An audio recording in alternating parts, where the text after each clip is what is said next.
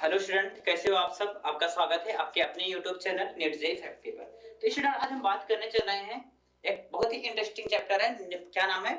Body fluid and circulation. क्या नाम है? Body fluid and circulation.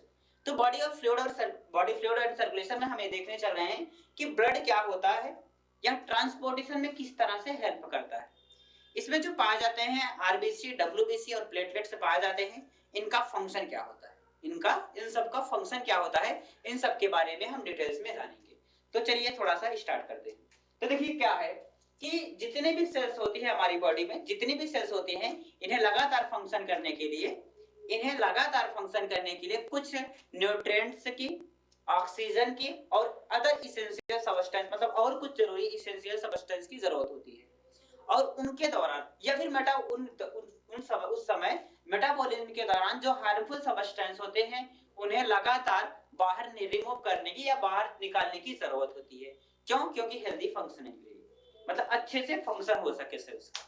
तो चलिए देखते हैं कि cells, all living cells have to be provided, मतलब न्यूट्रिएंट की जरूरत होती है, ऑक्सीजन की जरूरत होती है और अदर इसेंशियल सब्सटेंस की जरूरत होती है।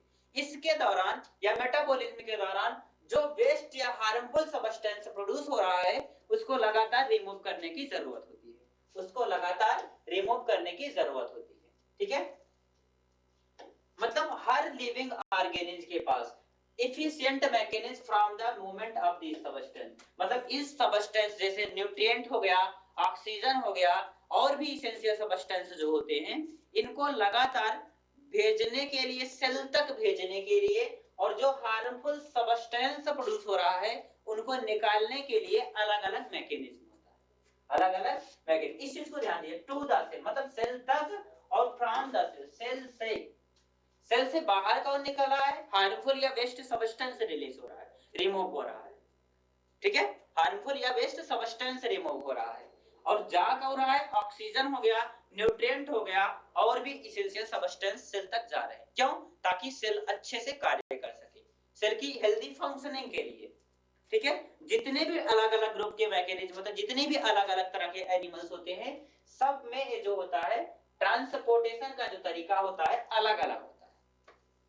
जितने भी ग्रुप का एनिमल्स होते हैं, मतलब जितने भी प्रकार के एनिमल्स होते हैं, सब में ट्रांसपोर्ट का अलग-अलग तरीका होता है, ठीक है। जैसे हम किसकी बात कर रहे हैं? Simple organism. किसकी बात कर रहे हैं? Simple organism. बोले तो स्पंजेस की और सिलेंट्रेटा,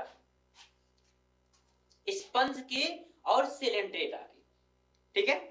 अब सर्कुलेट करते हैं water from their surrounding through their body cavity, मतलब ये अपने सराउंडिंग से जो वाटर होते हैं, इनके जो सराउंडिंग में वाटर होते हैं, ये बॉडी कैविटी के द्वारा अपने अंदर लेते हैं और उन्हीं वाटर के दौरान जितने भी न्यूट्रिएंट्स होते हैं, न्यूट्रिएंट, ऑक्सीजन और भी जो जरूरी पदार्थ होते हैं उनके लिए, वो वाटर के द्वारा ही अंदर आते हैं और वाटर के द्वारा ही बाहर रिलीज कर दिए जाते हैं, ठीक है। किसमें? स्पंज और सिलेंट्रेटा में, ठीक है, सिलेंट्रेटा में। अब मतलब इनमें जो एक्सचेंज हो रहा है सब्सटेंसेस का, मतलब जो सेल्स, मतलब न्यूट्रिएंट्स हो गया, ऑक्सीजन हो गया और जो इसेंशियल सब्सटेंस हो रहे हैं, वो किसके द्वारा जा रहे हैं? वाटर के द्वारा ही जा रहे हैं। किसमें? Simple organism. सिंपल ऑर्गेनिज्म में कौन कौन आ रहा है? सिंपल ऑर्गेनिज्म में कौन कौन रहा है? बोलो। स्पंजेस हो गया और सिलेंट्रेटा हो गया। मतलब ये कि वाटर के द्वारा ही ये अपने सराउंडिंग से वाटर को अपने अंदर लेते हैं, तो उसी वाटर के माध्यम से इनके अंदर जो भी इसेंशियल सब्सटेंस होता है अंदर जाता है, और जो वेस्ट मटेरियल प्रोड्यूस होते हैं वो बाहर रिलीज कर दिए जाते हैं, बाहर रिमूव कर दिए जाते हैं, ठीक है। किसमें? सिंपल ऑर्गेनिज्म में। किसमें? सिंपल ऑर्गेनिज्म में। सिंपल ऑर्गेनिज्म में आते कौन कौन है? स्पंजेस हो गया या फिर सिलेंट्रेटा हो गया, स्पंज और सिलेंट्रेटा, ठीक है।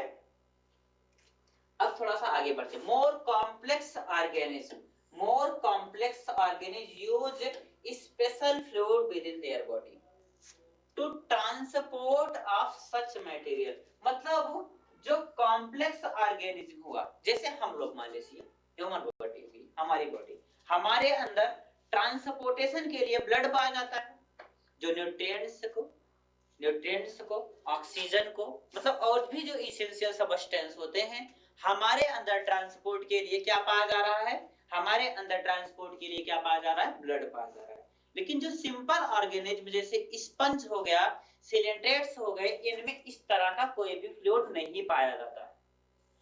मतलब ट्रांसपोर्टेशन के लिए उनकी बॉडी के अंदर किसी भी प्रकार का फ्लूइड नहीं पाया जाता है।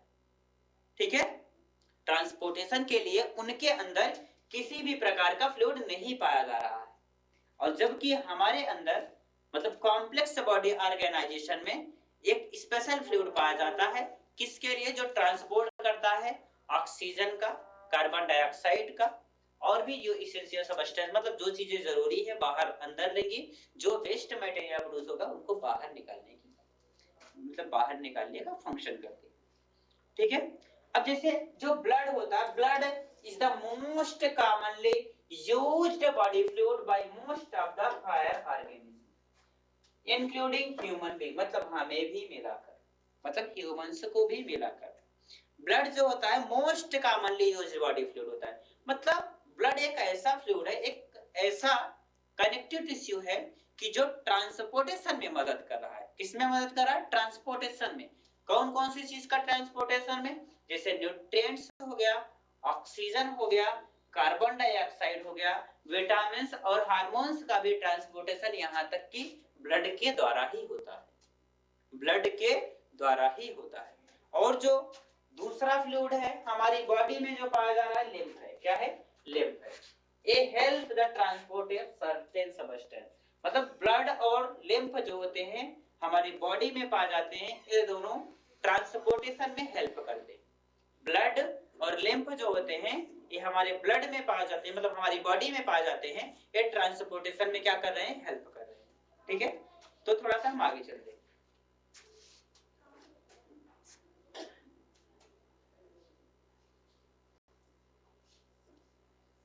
अब हम पढ़ने चले ब्लड को। ब्लड क्या होता है, ब्लड क्या होता है। ठीक है, तो ब्लड जो होता है स्टूडेंट, ब्लड एक स्पेशल कनेक्टिव टिश्यू होता है। ब्लड क्या होता है, एक स्पेशल कनेक्टिव टिश्यू होता है हमारा ब्लड, जो बना होता है फ्लूइड मैट्रिक्स, प्लाज्मा से और फॉर्म्ड एलिमेंट से। ब्लड एक स्पेशल कनेक्टिव टिश्यू होता है जो किसका बना होता है, फ्लूइड मैट्रिक्स बोले तो प्लाज्मा से और फॉर्म्ड एलिमेंट से बना होता है। मतलब प्लाज्मा से बना होता है और फॉर्म्ड एलिमेंट से हमारा ब्लड बना हुआ होता है। ओके, तो हम थोड़ा सा आगे चलते हैं। जैसे प्लाज्मा क्या होता है, प्लाज्मा एक extra coloured substance, extra colour का विस्कस फ्लूइड है, मतलब भूसे के आकार का, भूसे के कलर का एक्स्ट्रा कलर। ठीक है, विस्कस फ्लूइड होता है। ये बनाता है 55% ऑफ द ब्लड, मतलब 55% ब्लड का 55% पार्ट कौन बनाता है, प्लाज्मा बनाता है। कौन बनाता है, प्लाज्मा। हमारे प्लाज्मा में 90 to 92 मतलब 90 से 92% तक वाटर होता है। क्या होता है, वाटर होता है। मतलब हमारे प्लाज्मा में कितना, 90 से 92% तक क्या होता है, जल होता है। ठीक है, 90 to 92% क्या होता है, वाटर होता है। क्या हो रहा है, वाटर होता है। ठीक है, and protein contribute to 6 to 8%, मतलब 6 से 8% तक क्या होता है, प्रोटीन होता है। प्रोटीन कितना होता है, 6 to 8%, 6 से 8% तक क्या होता है, प्रोटीन। 3 मुख्य प्रोटीन होते हैं, फाइब्रिनोजन, एल ग्लोब्यूमिन्स और एल्ब्यूमिन्स।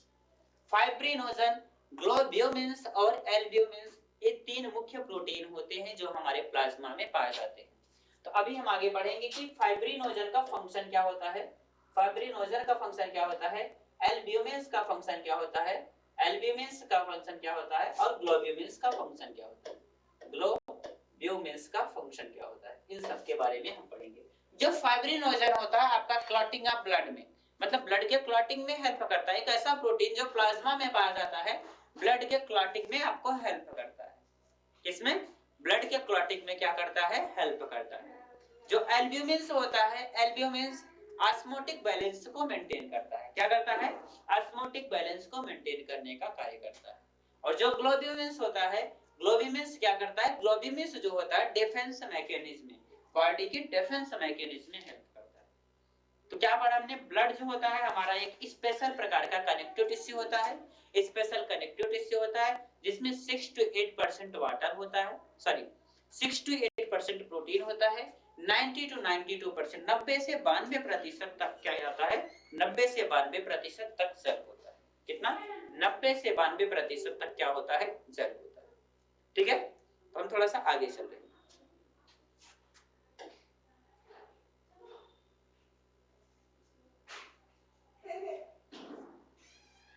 अब इन सब की हम फंक्शन जानेंगे, इनका फंक्शन क्या होता है। जो फाइब्रिनोजन होता है स्टूडेंट, जो फाइब्रिनोजन होता है एक क्लॉटिंग ऑफ ब्लड या कोगुलेशन में मदद करता है, मतलब रक्त का थक्का जमाने में मदद करता है। फाइब्रिनोजन क्या में मदद कर रहा है? रक्त का थक्का या क्लॉटिंग ऑफ ब्लड में, मतलब कोगुलेशन में या क्लॉटिंग में मदद करता है, मतलब रक्त का थक्का जमाने में मदद करता है। कौन कौन? फाइब्रिनोजन। फाइब्रिनोजन 6 से 8% तक क्या होता है? प्रोटीन होता है। और जो ग्लोब्यूलिन्स होता है, ग्लोब्यूलिन्स ए इन्वॉल्व होता है defence mechanism of the body, मतलब बॉडी को सुरक्षा देने में मदद करता है।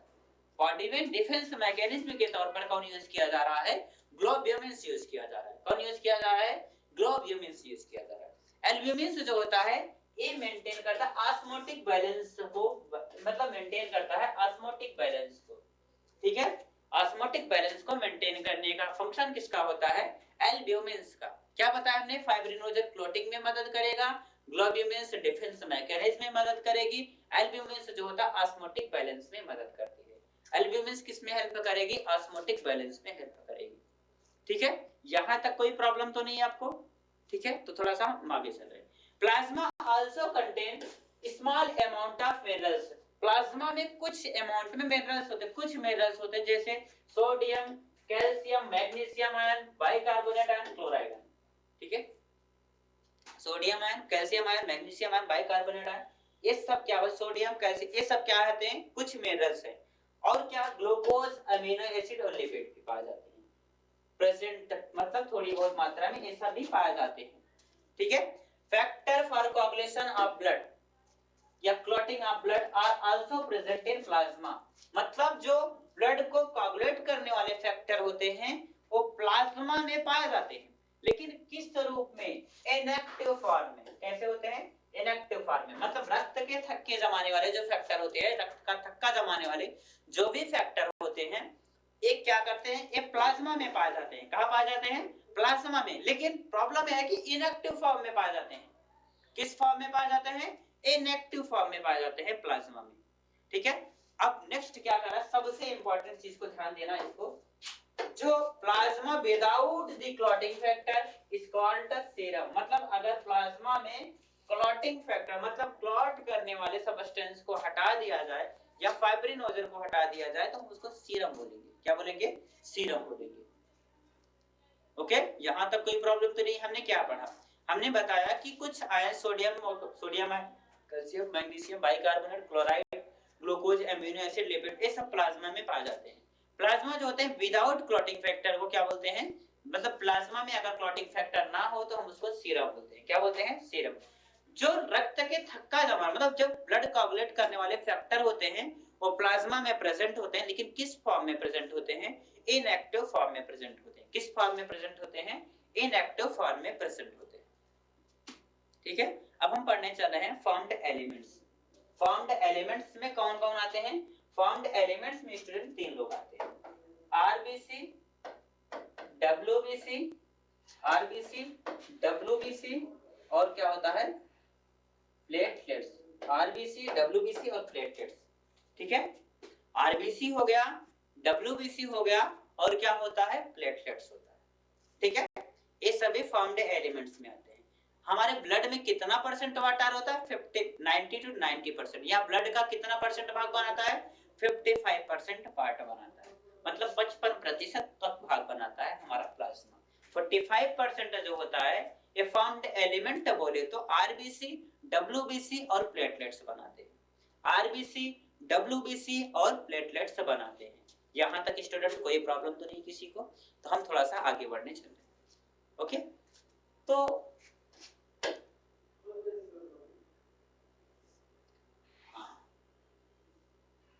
जैसे इरिथ्रोसाइट, ल्यूकोसाइट और प्लेटलेट्स। इरिथ्रोसाइट बोले तो आरबीसी, ल्यूकोसाइट बोले तो डब्ल्यूबीसी और प्लेटलेट्स तो प्लेटलेट्स है। ठीक है, इन सबको मिलाकर हम फॉर्म्ड एलिमेंट्स बोलते हैं। क्या बोलते हैं? फॉर्म्ड एलिमेंट्स बोलेंगे। क्या बोलेंगे? फॉर्म्ड एलिमेंट्स बोलते हैं। आरबीसी, डब्ल्यूबीसी और प्लेटलेट्स को मिलाकर हम क्या बोलते हैं? फॉर्म्ड एलिमेंट बोलते हैं। ठीक है, A 5 million to 5.5 million per millimetre पर mm क्यूब। ठीक है, पर मिलीमीटर क्यूब में।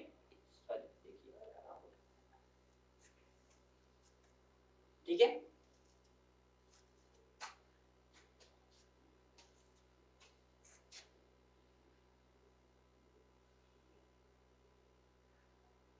हाँ ठीक है। आरबीसी जो होता है, आरबीसी बनता है हमारे रेड बोन मैरो में। कहां पे बनता है? रेड बोन मैरो में बनता है। कहां पे बनता है आरबीसी? रेड बोन मैरो में बनता है। आरबीसी का फॉर्मेशन कहां पे हो रहा है? रेड बोन मैरो में। लेकिन कब? एडल्ट में। आरबीसी में न्यूक्लियस नहीं पाया जाता है, डिवाइड ऑफ न्यूक्लियस, मतलब हमारे आरबीसी में किसी भी प्रकार का न्यूक्लियस नहीं पाया जाता। ठीक है, और मोस्ट ऑफ मैमल्स, मतलब and in most of the mammals it is biconcave in shape। ध्यान देना, न्यूक्लियस नहीं पाया जाता है आरबीसी में, लेकिन शेप कैसा होता है? बाइकॉनकेव शेप का। कैसा होता है? बाइकॉनकेव शेप का। दे हैव रेड कलर, इनमें लाल कलर, रेड कलर की iron containing pigment complex protein होती है। आयरन कंटेनिंग कॉम्प्लेक्स प्रोटीन पाई जाती है हमारे बॉडी में, ब्लड में, जिसको हीमोग्लोबिन कहते हैं। क्या कहते हैं? हीमोग्लोबिन कहते हैं। आरबीसी जो होती है, आरबीसी में रेड कलर की आयरन कंटेनिंग कॉम्प्लेक्स प्रोटीन होती है, जिसका नाम क्या होता है? हीमोग्लोबिन होता है। क्या नाम होता है? हीमोग्लोबिन होता है। एंड ए हेल्दी इंडिविजुअल है 12 से 16 ग्राम का हीमोग्लोबिन इन 100 ml ब्लड। 100 ml ब्लड मतलब 100 ml ब्लड में 12 से 16 ग्राम हीमोग्लोबिन होता है। ठीक है, अब कह रहे हैं कि these molecules significant role in transport of respiratory gases। ये मॉलिक्यूल्स जो होते हैं ट्रांसपोर्ट करते हैं रेस्पिरेटरी गैसेस का। किसका? रेस्पिरेटरी गैसेस के ट्रांसपोर्टेशन में मदद करते हैं। किसमें मदद करते हैं? Transport of respiratory gases. जो आरबीसी होती है, इसका लाइफ स्पैन होता है 120 दिन। कितना होता है? 120 दिन। After which they destroyed in spleen, इसके बाद या स्प्लीन, जिसको हम प्लेहा के नाम से जानते हैं, प्लेहा में जाके मर जाती है। इसीलिए हमारी जो स्प्लीन होती है, इसका नाम होता है ग्रेवयार्ड ऑफ आरबीसी, मतलब आरबीसी का कब्रिस्तान। स्प्लीन को ग्रेवयार्ड ऑफ आरबीसी के नाम से जानते हैं। हमने क्या पढ़ा? आरबीसी इरिथ्रो, मतलब आरबीसी को हम इरिथ्रोसाइट के नाम से जानते हैं। किस नाम से? इरिथ्रोसाइट के नाम से जानते हैं।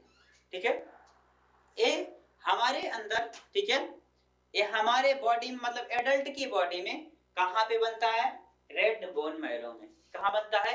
रेड बोन मैरो में। इसमें रेड कलर की आयरन कंटेनिंग कॉम्प्लेक्स प्रोटीन पाई जाती है।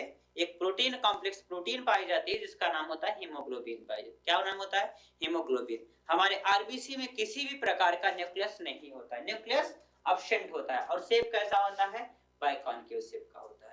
लाइफ स्पैन कितना होता है? 120 दिन होता है। 120 दिन होने के बाद यह डिस्ट्रॉय हो जाती है, जाके कहां पर? स्प्लीन में। इसीलिए स्प्लीन को हम ग्रेवयार्ड ऑफ आरबीसी के नाम से भी जानते हैं। क्या कहते हैं? रक्त का कब्रिस्तान कहते हैं। किसको? स्प्लीन को। किसको? स्प्लीन को। फॉर्म्ड एलिमेंट में कौन कौन आते हैं?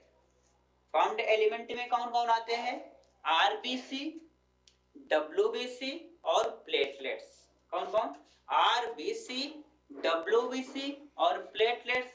ये सब किस में आते हैं? फॉर्म्ड एलिमेंट्स में। किस में आते हैं? फॉर्म्ड एलिमेंट्स में। हमने आरबीसी के बारे में पढ़ा।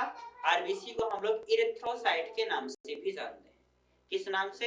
इरिथ्रोसाइट के नाम से भी हम आरबीसी को जानते हैं। ठीक है, यहां तक कोई प्रॉब्लम तो नहीं है? तो थोड़ा सा हम आगे बढ़ने चलें। ठीक है, जो डब्ल्यूबीसी होती है हमारी, जो डब्ल्यूबीसी होती है, डब्ल्यूबीसी को हम ल्यूकोसाइट कहते हैं। क्या कहते हैं? ल्यूकोसाइट बोलते हैं WBC को। किसको? WBC को। क्यों WBC को क्या बोलते हैं? ल्यूकोसाइट बोलते हैं। ठीक है, क्यों? क्योंकि यह कलरलेस होती है। अब ये क्या होती है? WBC का कलर नहीं होता, कोई भी कलर नहीं होती WBC। क्यों? क्योंकि लैक ऑफ हीमोग्लोबिन, इसमें हीमोग्लोबिन नहीं पाया जाता है, इसमें न्यूक्लियस पाया जाता है। ठीक है, न्यूक्लियस पाया जाता है। और देखा जाए तो हमारे आरबीसी के कंपैरिजन में डब्ल्यूबीसी की जो मात्रा होती है बहुत कम होती है। जो डब्ल्यूबीसी का नंबर होता है वो बहुत कम होता है आरबीसी के कंपैरिजन में। ठीक है, आरबीसी के कंपैरिजन में जो डब्ल्यूबीसी का नंबर होता है वो बहुत ही कम होता है। क्यों?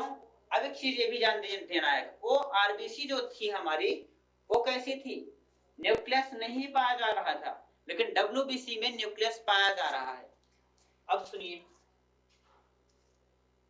अब तो में ठीक है, लाइफ स्पैन इनका 60 ले, मतलब लाइफ स्पैन बहुत कम होता है, मतलब एक सप्ताह से कम मान सकते हो, 2 से 6 दिन तक। कितना? 2 से 6 दिन तक हमारे डब्ल्यूबीसी का लाइफ स्पैन होता है। हमारे एनसीईआरटी ने नहीं दिया है। तो मेन कैटेगरी, इन्हें 2 मेन कैटेगरी में बांटा गया है डब्ल्यूबीसी को। पहला होता है ग्रैन्युलोसाइट। पहला क्या होता है? ग्रैन्युलोसाइट। दूसरा होता है एग्रैन्युलोसाइट। कौन कौन है? पहला होता है ग्रैन्युलोसाइट और दूसरा होता है एग्रैन्युलोसाइट। और न्यूट्रोफिल, ग्रैन्युलोसाइट में कौन कौन आते हैं? न्यूट्रोफिल्स, यूशनोफिल्स और बेसोफिल्स। नाम बोलो, न्यूट्रोफिल्स, ईस्नोफिल्स और बेसोफिल्स। न्यूट्रोफिल्स, ईस्नोफिल्स और बेसोफिल्स को हम लोग ग्रैन्युलोसाइट बोलते हैं। क्या बोलते हैं? एक किसके एग्जांपल हैं? एक डिफरेंट टाइप के ग्रैन्युलोसाइट। क्या है? डिफरेंट टाइप के ग्रैन्युलोसाइट। क्या क्या है? क्या क्या है? न्यूट्रोफिल्स, ईस्नोफिल्स और बेसोफिल्स। और एग्रैन्युलोसाइट में क्या क्या है? लिम्फोसाइट और monocyte. Lymphocyte and monocyte are the agranulocyte. Lymphocyte हो गया और मोनोसाइट हो गया, ये दोनों क्या है? एग्रैन्युलोसाइट है। क्या है? एग्रैन्युलोसाइट। तो स्टूडेंट यहां तक किसी को कोई प्रॉब्लम तो नहीं है? अब हम थोड़ा सा आगे बढ़ रहे हैं। न्यूट्रोफिल्स जो होता है मोस्ट एबंडेंट सेल होता है। जितने भी डब्ल्यूबीसी सब, मतलब डब्ल्यूबीसी के कंपैरिजन में देखा जाए तो सबसे ज्यादा पाया जाने, ज्यादा मात्रा में पाया जाने वाला सेल्स होता है हमारा, क्या होता है? न्यूट्रोफिल्स होता है। नंबर कितना? 60 to 65%, मतलब 60 से 65% क्या होता है? न्यूट्रोफिल्स होता है हमारे डब्ल्यूबीसी में। हमारे डब्ल्यूबीसी में 60 से 65% क्या होता है? न्यूट्रोफिल्स होता है। ठीक है, और basophils are the least amount, मतलब सबसे ज्यादा न्यूट्रोफिल्स और सबसे कम क्या होता है? बेसोफिल्स। 0.5 to मतलब 0.5 से 1%, 0.5 से 1% होता है। ठीक है, जो बेसोफिल्स का नंबर होता है कितना होता है? 0.5 से मतलब 1% होता है। ठीक है, तो ये जो इसके बाद है कि न्यूट्रोफिल्स एंड मोनोसाइट 6 to 8% होते हैं, एक फैगोसिटिक नेचर के होते हैं। न्यूट्रोफिल्स और मोनोसाइट। अब ध्यान देना, न्यूट्रोफिल्स को हमने पहले ही पढ़ लिया है। न्यूट्रोफिल्स को हमने पहले ही पढ़ लिया है। न्यूट्रोफिल्स में क्या जाना हमने कि न्यूट्रोफिल्स सबसे ज्यादा होते हैं। क्या होते हैं? सबसे ज्यादा मात्रा में होते हैं। और जो मोनोसाइट होता है 6 to 8% होता है। सबसे कम कौन होता है? बेसोफिल्स होता है। कौन होता है? बेसोफिल्स। 0.5 से 1% होता है। ठीक है, 0.5 से 1% होता है। और न्यूट्रोफिल्स और मोनोसाइट, मोनोसाइट का नंबर क्या होता है? मोनोसाइट कितना होते हैं? मोनोपार्साइट जो होते हैं 6 to 8% होते हैं। कितने होते हैं? 6 to 8%। आप यहाँ पे कंफ्यूज मत होइएगा, ये दोनों की बात नहीं कर रहा है, ये सिर्फ किसी एक की बात कर रहा है। मोनोसाइट, मोनोसाइट क्या होते हैं? 6 to 8%। न्यूट्रोफिल्स को तो हमने पहले ही पढ़ लिया है ना। 6 to 8% सबसे ज्यादा मात्रा में, सबसे कम बेसोफिल्स होता है। बेसोफिल्स 0.5 to 0.1% होता है। ठीक है, अब ये दोनों न्यूट्रोफिल्स और मोनोसाइट जो होते हैं फैगोसिटिक नेचर के होते हैं, डिस्ट्रॉय करते हैं फॉरेन ऑर्गेनिज्म एंट्री, मतलब हमारी बॉडी में कोई भी बाहरी ऑर्गेनिज्म एंट्री करता है तो उसको डिस्ट्रॉय करने का काम करते हैं। और जो बेसोफिल होता है सेक्रेट करता है हिस्टामिन, सीरोटोनिन और हेपेरिन को। हिस्टामिन, सीरोटोनिन और हेपेरिन को सेक्रेट करता है और इन्वॉल्व होता है इन्फ्लेमेटरी रिएक्शन में। किसमें? इन्फ्लामेटरी रिएक्शन में इन्वॉल्व होता है। ठीक है, अब ध्यान देना। और जो ईस्नोफिल्स होता है 2 से 3% होता है। ठीक है, ये रजिस्ट करता है इन्फेक्शन, मतलब इन्फेक्शन से बचाता है हमें, इन्फेक्शन को रजिस्ट करता है। ठीक है, अब क्या पढ़ा हमने कि जो बेसोफिल होता है क्या क्या निकाल रही है, हिस्टामिन, सेरोटोनिन और हेपेरिन। हिस्टामिन, सेरोटोनिन और हेपेरिन इसको रिलीज करता है, मतलब इसको मतलब निकालने का काम करता है। कौन सेक्रेट कर रहा है, बेसोफिल्स। और जो ईस्नोफिल्स होता है इसका नंबर ध्यान देना है आपको, कितना होता है, 2 से 3% होता है। ये रजिस्ट करता है इन्फेक्शन को और इन्वॉल्व होता है इन्फ्लेमेटरी रिएक्शन में, इसमें इन्फ्लेमेटरी रिएक्शन में इन्वॉल्व होता है। ठीक है, थोड़ा सा आगे चलते हैं।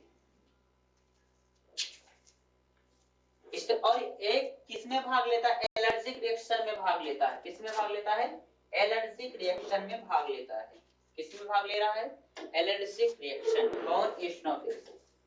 अब लिम्फोसाइट का नंबर कितना होता है, 20 से 25%। 20 से 25%। पहले तो ये जान लीजिए कि पहले एक बार मेरे साथ बोलो कि जो लिम्फोन्यूट्रोफिल्स होता है कितना होता है, न्यूट्रोफिल 60 से 65%, 6 to 65%। न्यूट्रोफिल 6 to 65% होता है, 60 to 65%, 60 से 65% होता है। बाइसोफिल सबसे कम होता था, 0.5 से मतलब 0.5 से 1% होता था। मोनोसाइट कितना होता है, 6 to 8% होता है। कितना होता है, 6 to 8% होता था। ईओसिनोफिल्स कितना होता था, ईस्नोफिल्स कितना होता था, 2 से 3% होता था। कितना होता था, 2 से 3% होता था। और जो लिम्फोसाइट है, लिम्फोसाइट कितना पाया जा रहा है, लिम्फोसाइट पाया जाता है 20 से 25%। कितना पाया जाता है, सॉरी 20 से 25% कितना होता है, लिम्फोसाइट। ये 2 प्रकार के होते हैं। ठीक है, 2 प्रकार के होते हैं। कितने प्रकार के, 2 टाइप्स के होते हैं, बी और टी लिम्फोसाइट। बी और T lymphocyte. B and T lymphocytes responsible for immune response of the body, मतलब ये हमें इम्यूनिटी सिस्टम में हेल्प करते हैं। किसमें हेल्प करते हैं, इम्यूनिटी सिस्टम में हेल्प करते हैं। कौन कौन बोलिए, बी और टी लिम्फोसाइट हमें इम्यूनिटी सिस्टम में, मतलब हमारे इम्यूनिटी सिस्टम को मजबूत बनाने में हेल्प करते हैं। ठीक है, तो हम थोड़ा सा आगे चल रहे हैं कि जो प्लेटलेट्स होता है इसको हम थ्रोम्बोसाइट कहते हैं। क्या कहते हैं, थ्रोम्बोसाइट कहते हैं। प्लेटलेट्स का दूसरा नाम क्या होता है, थ्रोम्बोसाइट। ये एक्चुअल में सेल का फ्रेगमेंट होता है जो प्रोड्यूस होती है मेगाकारियोसाइट में। ये मेगाकारियोसाइट होता है, स्पेशल सेल होती है जो पाई जाती है बोन मैरो में। ठीक है, 1.5 लाख से 3.5 लाख पर एमएम के होता है। ठीक है, अब प्लेटलेट्स रिलीज करती है तरह तरह के सबस्टेंसेस को। प्लेटलेट्स क्या रिलीज करती है, तरह तरह के सबस्टेंसेस को रिलीज करने का कार्य करती है। ठीक है, platelets can release variety of substances, मतलब तरह तरह के सबस्टेंसेस को रिलीज करती है। मोस्ट ऑफ इट, मतलब ज्यादातर इनमें से जो होता है इन्वॉल्व होती है किसमें, इन्वॉल्विंग कोआगुलेशन, मतलब रक्त का थक्का जमाने में मदद करते हैं। प्लेटलेट्स कई प्रकार के सबस्टेंसेस को रिलीज करती है जो कोआगुलेशन में, उनमें से ज्यादा जो होते हैं किसमें मदद करते हैं, कोआगुलेशन में या रक्त का थक्का जमाने में मदद करते हैं। रक्त का थक्का जमाने में मदद करते हैं। अगर प्लेटलेट्स का नंबर हमारी बॉडी में कम हुआ, रिडक्शन इन नंबर, मतलब अगर हमारी बॉडी में प्लेटलेट्स का नंबर कम हुआ तो हमें हो जाता है क्लॉटिंग डिसऑर्डर। क्या हो जाता है, क्लॉटिंग डिसऑर्डर।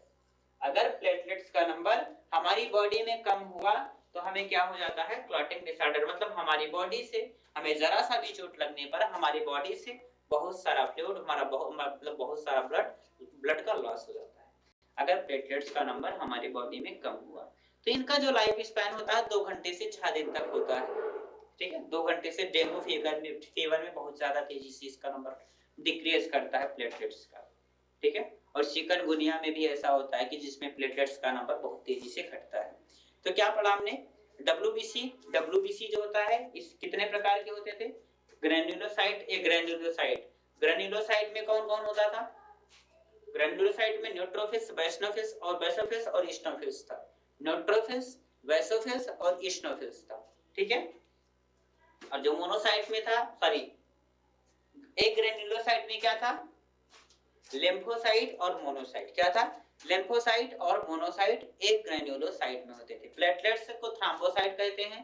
ये प्रोड्यूस होती है मेगाकारियोसाइट में। मेगाकारियोसाइट स्पेशल सेल होता है जो कहां पे होता है, बोन मैरो में होता है, ठीक है, बोन मैरो में, ठीक है। प्लेटलेट्स तरह-तरह के सबस्टेंस को रिलीज करती है, उनमें से ज्यादातर क्या होते हैं, रिलीज करते हैं अलग-अलग सेल्स को जो कोगुलेशन या क्लॉटिंग में मदद करते हैं।